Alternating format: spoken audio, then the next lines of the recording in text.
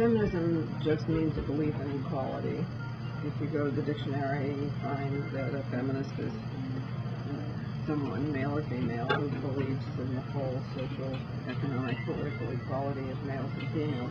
I say that because it has been demonized by Rush Limbaugh and others who say feminazi, and so, as if it were about superiority or dictatorship, when in fact it's about democracy and equality. And the importance of it is profound because it is the deepest form of equality or inequality that we see because we experience it as children in the family. If we see inequality by birth in the family, that the husband is more important than the wife, that the son's education gets more money than the daughter's education, whatever form it takes, and sometimes even violence in the family toward them, then we normalize that in our minds, because we're children, we grow up with it, we think it's inevitable or it's natural. That means we're much more likely to accept racial inequalities or class inequalities. So it's fundamental, to our understanding of what a human being is. And of course, from it has all kinds of implications after that. I'm not surprised that we're refighting the battle. Well, I'm surprised. Here's what the source of my surprise is. That when in the earlier years of the movement, I thought if we won the support of most Americans, if our issues had majority support in the public opinion polls, that we would win in real life. That turns out not to be true. All the issues that we care about, all the issues of equality, do have support in majority support in public opinion. And it is not fully reflected in the government, to put it mildly.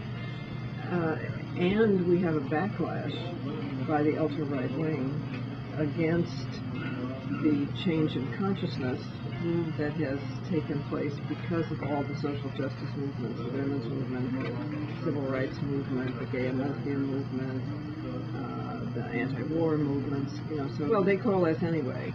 Yeah, they're all connected anyway. But there is a group now in control of the Republican Party who are, for the most part, not Republicans. I mean, they're certainly not Rockefeller Republicans. They would not even nominate Nixon, who was pro-civil rights and supported the Equal Rights Amendment. They wouldn't nominate the first Bush, who supported Planned Parenthood. I mean, the people in control of the Republican Party now are really not traditionally speaking Republicans.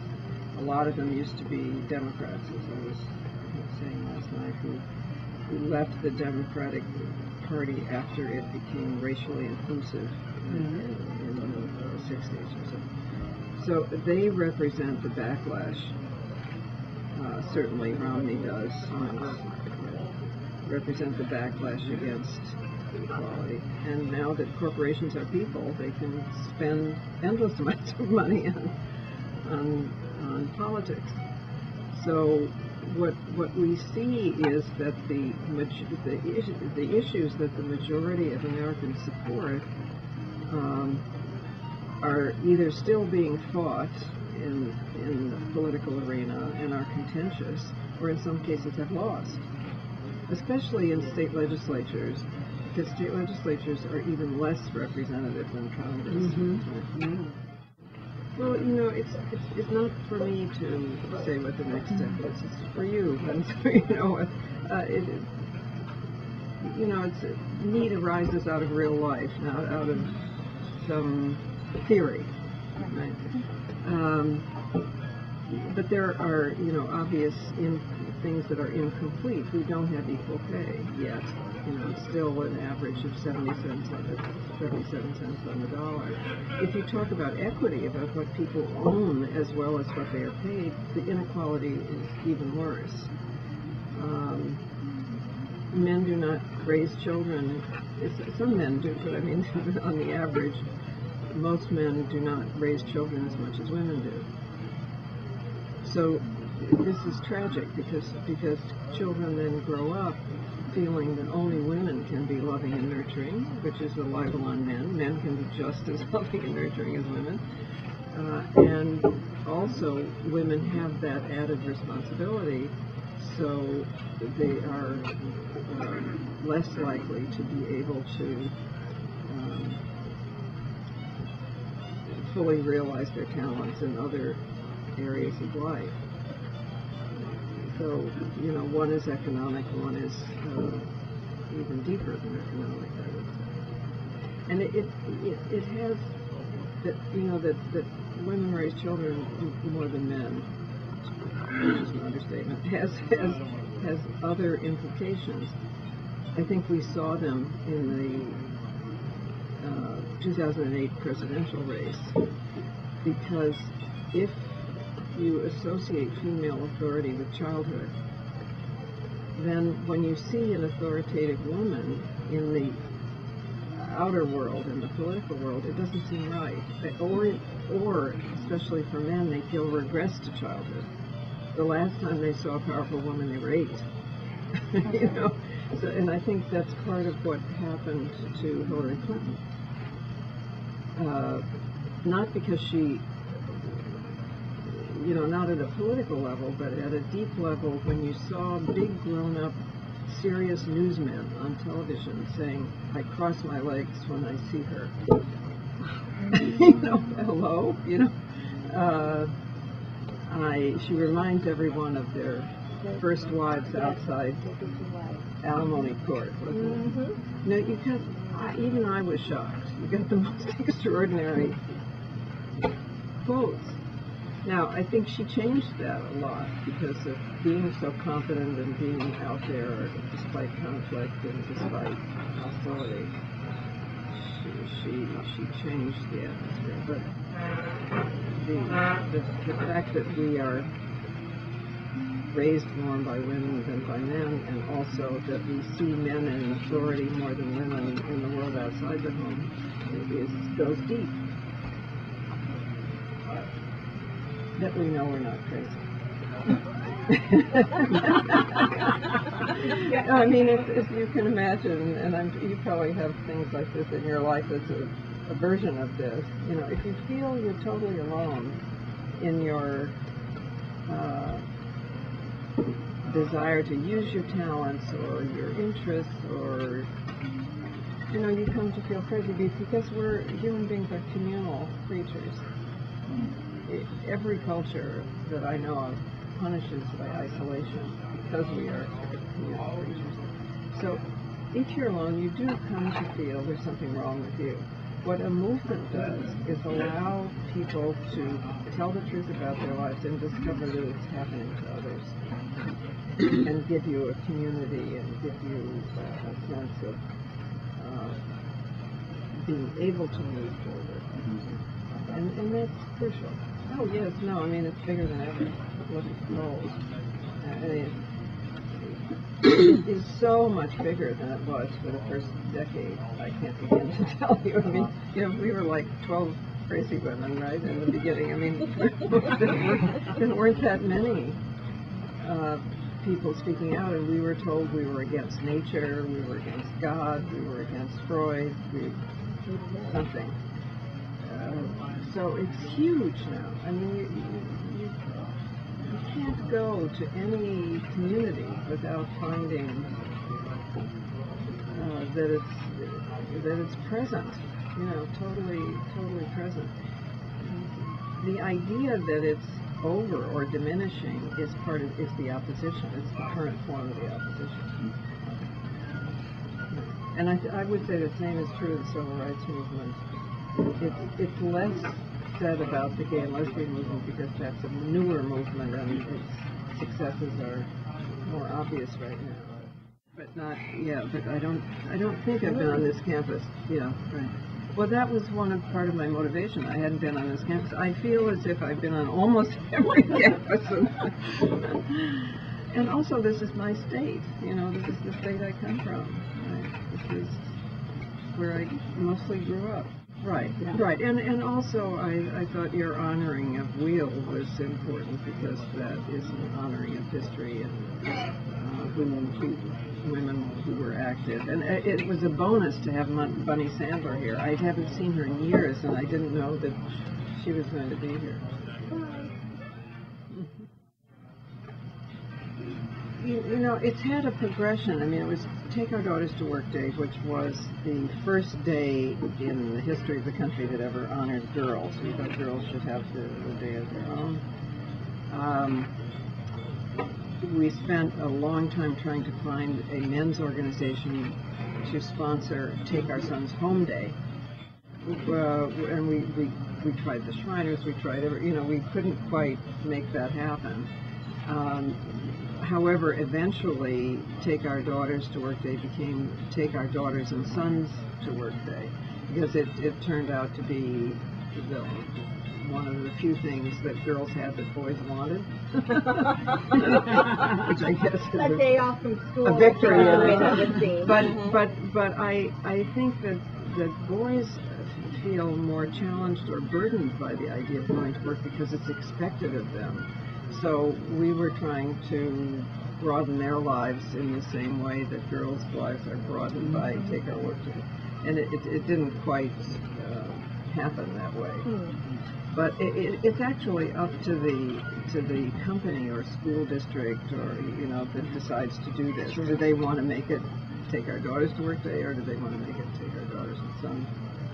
And it just seems, it's actually in other countries now, too. Yeah. So it seems to be going on still, and I do think it's useful as a day in which young people are invited into the adult workplace to see what's going on there, which means they often criticize it in great ways. They'll say, this job is boring. How can you? Why did you have to do that? But they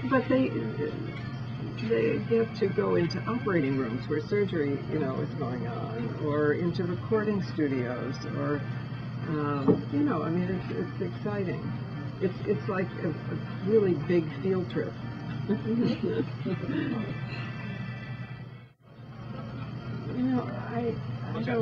I would like to ask these young women what you're doing and what you need. It's not up to me. I guess the only advice I would give is try to do what you love. What is it that when you love it so much that when you're doing it you forget what time it is? That you would do even if you didn't get paid, though I definitely want you to get paid. Because I think what is destructive is that we get an idea that there's a norm out there that we should follow, when actually each of you is a unique miracle. I mean, you're a combination of heredity and environment over millennia that could never happen again in quite the same way. Has never happened before quite the same way. So I think the trusting our own uniqueness and our own talents, I would say, is first advice, and the second is we are communal, so do find people who share your values and support you. Hang out with people who make you feel smart, not dumb. And make sure you have that kind of support around you. He's not ready for prime time. And he's incompetent. Why do you say that? He doesn't seem to know about foreign policy. He completely contradicts on domestic policy at a national level what he did at a state level. He's he seems socially inept. I mean, what I'm thinking of is that there were a crowd of people, and he was shaking hands, and a woman didn't want to shake hands with him, so he said, it's because you don't have makeup on. Wow. How would he even notice whether she has makeup on? Well, it's what he thinks of women, I think. You know, he thinks that that's what... I don't know. I'm not pretending to know what he's thinking, but he is one of the worst candidates I've ever seen, regardless of political issues. The more serious are the issues he supports, such as the Human Life Amendment to the Constitution, which would declare the fertilized egg to be a person. This would effectively nationalize women's bodies throughout our childbearing years. You would be able to search a woman's womb to see if she was pregnant or not. You would be able to forcibly restrain a woman for all 9 months of her pregnancy if there were reasonable cause to believe she intended to have an abortion, or she might behave in a way that harmed that fertilized egg. Yeah, and it actually is beginning to happen to women who have any history of addiction, because they have ended up forcibly restrained on the grounds that they might harm their fetus. So, you know, that is that's making women non-citizens. It's saying we don't have the right to decide over our own bodies, which both men and women deserve. It seems to me for both men and women, the power of the government stops at our skin. You know, there should be at least as many laws against body invasion as against property invasion. You know, once when Flo Kennedy and I, he was a lecture partner of mine, got into a taxi in Boston, and Flo had written a book about abortion, was talking about her book. We had an old Irish woman taxi driver, and she turned around to us and she said, "Honey, if men could get pregnant, abortion would be a sacrament." Every child has a right to be born loved and cared for. And if a woman's health is poor, if she can't take care of the child, if she's, you know, it seems up to her to decide whether she can make that come true or not. And if she can't, then it's her decision. And 1 in 3 American women has had an abortion, statistically speaking. And most are not teenagers. Yes, most are women who already have children, and in order to care for the children already born, you know, they make a principled decision. In any case, we have to trust people to make decisions about their own bodies, men and women. It must have been in the 70s, because that's when Flo and I were.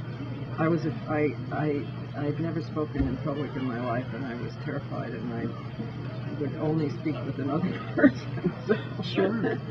So, which turned out to be a good thing, actually, because then we ended up in a white woman and a black woman together speaking, and that was, you know, good, because it meant we got more diverse audiences than either one of us would have on our own. I thought that quote came from Flo herself. No. And I've always regretted not getting the name of the taxi driver. I don't know that she would might not have wanted you to have. Maybe she wouldn't have wanted. Maybe because that quote is. It was on a banner outside the Republican convention. This last convention. The women in Ireland were using it. I've seen it for decades. Yeah. Right. And I always attributed to Flo Kennedy. Well, most great quotes were Flo's. Right. As soon as somebody said something great, it must have been her. Yeah. Right. No, right. Again, it's not for me to say what the greatest problems are. It's what you are experiencing. But I would say there are two big problems. One is that the web, miracle though it is not fact-checked. So you get false information flying around the world. And the other is that writers on the web are not paid. I mean, the Huffington Post was being boycotted by journalism schools because the writers weren't paid. I mean, I wouldn't write and or love for that.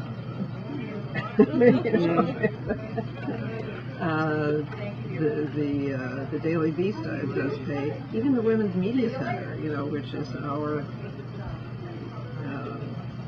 effort to improve the media by monitoring the media, by training women authorities to be in the media as spokespeople. Even we pay. So, that has not settled down in any way. It seems to me that users of the web would be willing to pay a small fee in order to have accurate information that wasn't dictated by advertising. It's up in the air now whether advertising is going to be the only source or the main source. Bloomberg actually is one of the few big news organizations that isn't totally dependent on advertising because they charge a fee for the Bloomberg financial service. I'll be campaigning in Florida. And we'll see what happens. But I can tell you, in 2008, what I did was to go with 6 other activists to Colorado, which was a swing state, and also had about 14 referenda, very dangerous referenda. So, we spent weeks there, and I was directing myself mainly toward groups of Republican and independent women. In Florida, I'm not sure exactly because it's kind of up to the people on the ground to decide what's helpful. Well, in 2008, it became clear to me that a problem was that progressive or feminist or democratic women who believed in equality were saying to Republican women, how can you be a Republican? Because of the Republican platform and voting record. Well, of course, who would respond to that kind of approach? So I wouldn't either. So yeah. So instead of that, in talking to Republican women, I said, you didn't leave the Republican Party; it left you. The Republican Party was the first to support the Equal Rights Amendment. Was in many ways more supportive of equality than the Democratic Party. For many years, it was the takeover, of the Republican Party by 8,000 fundamentalist Baptist churches, by, that was the moral majority, by all of these forces that used to be Democratic and then left the party and took over the Republican Party. So I said, let's forget about party labels. Let's just look at the issues and vote for ourselves. Leaving would be like leaving life. Oh, I like that. What would Yeah. Because it's what I care about passionately. It isn't as if it's a job you retire from.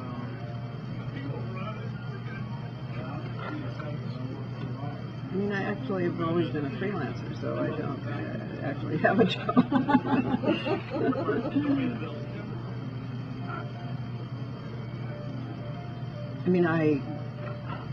I do wish I had stayed home and been more of a writer. I started out life being a writer. Yeah. And that this being an organizer was a surprise. No, because I feel lucky to be doing what I care about. So even though I was absolutely terrified of speaking in public for many, many years. This is a form of it I wouldn't have expected. I'm doing very careful. Yeah. Well, I think writers, you choose your occupation because of what you do or don't want to do in a way. And a speech teacher once told me that dancers and writers were the hardest to teach to speak because we had chosen our work in order not to have to speak. It's a kind of a natural introversion that falls into that. So I was well into my 30s before I spoke in public. Can you take the girl out of the Midwest and all that? I mean... But you can't take the Midwest. Yeah. No, I think that's true. I do think that's true.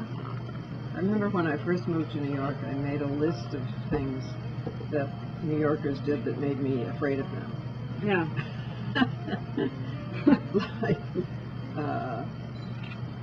they said things 3 times that Midwesterners wouldn't even say once. Or they never ate standing up out of the refrigerator, which is the way my family ate. They ate raw meat. I was shocked, pot roast was what I grew up on, not rare steak. Right. The Midwest has still, in spite of the fact that I think 1 in 4 Americans moves every year, there's some amazing statistics about how much we move around, all of us, but the 800 numbers on television, where you can buy things, of course now it's more by computer, so I don't know what the research is, but anyway, the Midwest paid its bills more than any other part of the country. Oh. And I do find myself saying, when I just don't understand some piece of art that is really just, in the case of Los Angeles, they have all these lampposts that they have outside the museum painted green, and it's supposed to be an art thing to have these lampposts. So I always say, it's the Toledo in me. It brings out the Toledo in me. Excuse me, you call this art? How is this art?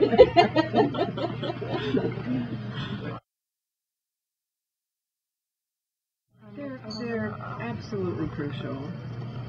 We need to know our history. When I was in college, Smith College, a good college, in my American history book, there was one sentence that women were given the vote in 1920. Given, first of all, given. Yes. I mean, and if you believe that, you don't know you have to fight for your rights. You think some benevolent person up there is going to hand you the right to vote, and that doesn't usually happen. I like to refer to it as women's right to vote was finally recognized in 1990. Yes, that's a good way of saying it. Yeah, exactly. No, I mean, it just is. I'm constantly amazed, as I was saying last night, and I think this has not yet been properly incorporated into history or women's studies even, that the major source of the suffragist movement was the example of the women in Indian country, of the Iroquois Confederacy. Yeah. Because they could see, they were sitting there in upstate New York, and they could see that, women, Native American women controlled agriculture, made their own reproductive decisions, tended to have children 4 years apart so they could care for them. Either were there really wasn't a chief, it was more circles of sort of leadership and conflict avoidance and so on. And they were at least as valuable. The female elders were absolutely equal. And it was also the source of our Constitution, or a source of our Constitution. two Iroquois elders, males, because our founders would only invite males, went to Philadelphia to advise about the Confederacy, because they had made it actually was the first representative democracy in the world, as far as I know. And their first question was, where are the women? They were shocked.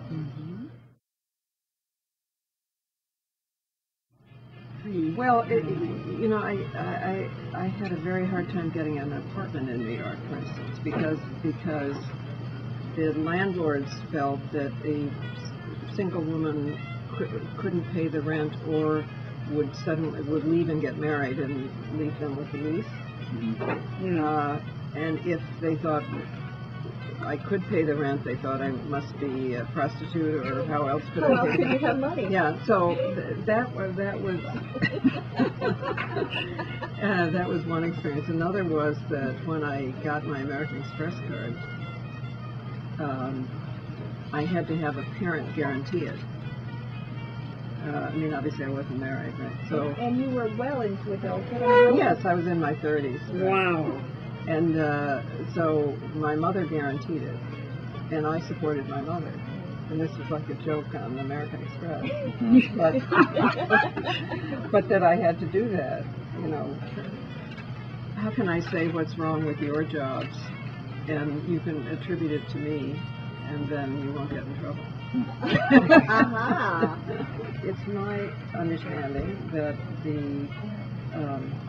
the board of the university is appointed by the governor, and yet the state only pays about 20% of the budget. It seems to me that the state should only support 20%, only appoint 20% of the board.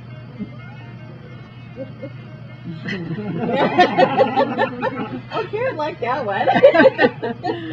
Yeah, I like that one too. There has to be some responsibility in state legislatures and with the governor for the fact that they have withdrawn support from public education. If it used to be 75% and now it's 20%, and students are ending up indentured in debt when you graduate, which is so unfair. That's exactly the time when you should be able to adventure and experiment. Also, that this debt is the only debt that's not subject to bankruptcy is so unfair. And there is a bill in Congress to make it subject to bankruptcy.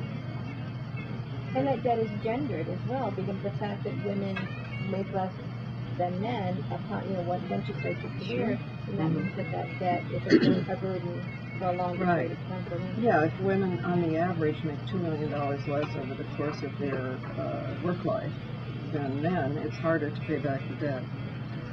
So, this is a subject of reporting that is the natural part of your experience.